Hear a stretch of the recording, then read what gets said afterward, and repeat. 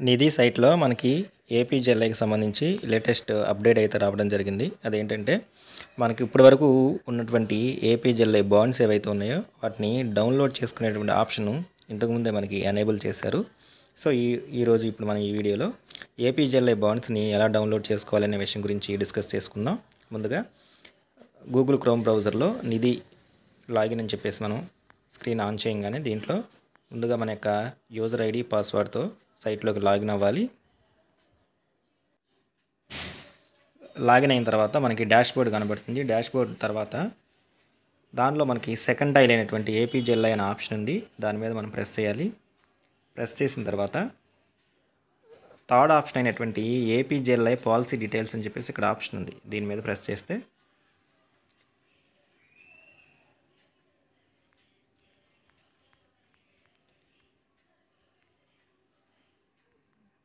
చివర మనకు ఉన్నటువంటి పాలసీలు మొత్తం కూడా మనకి డిస్ప్లే అవుతాయి. ఇప్పటివరకు మనకి ఎన్నైతే పాలసీలు వచ్చాయో అంటే ఏబిసి అని చెప్పేసి బాండ్లు ఏవైతే వచ్చాయో అవన్నీ కూడా మనకి ఇక్కడ డిస్ప్లే అవుతూ ఉంటాయి. డౌన్లోడ్ అనే ఆప్షన్ కింద మనకి పాలసీ బాండ్ అని చెప్పేసి ఉంది.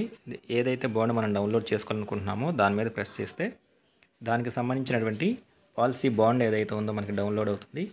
ఇలా ఇప్పటివరకు కూడా మనకి జనరేట్ అయినటువంటి పాలసీలు బాండ్లు ఏవైతే ఉన్నాయో వాటిని అన్నింటిని కూడా మనం డౌన్లోడ్ చేసుకోవచ్చు.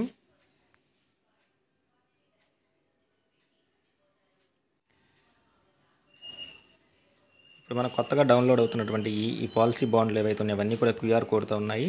అంటే ఆ క్యూఆర్ కోడ్ స్కాన్ చేస్తే ఆటోమేటిక్గా మన పాలసీకి సంబంధించిన డీటెయిల్స్ అన్నీ కూడా వస్తాయి. సో ఈ విధంగా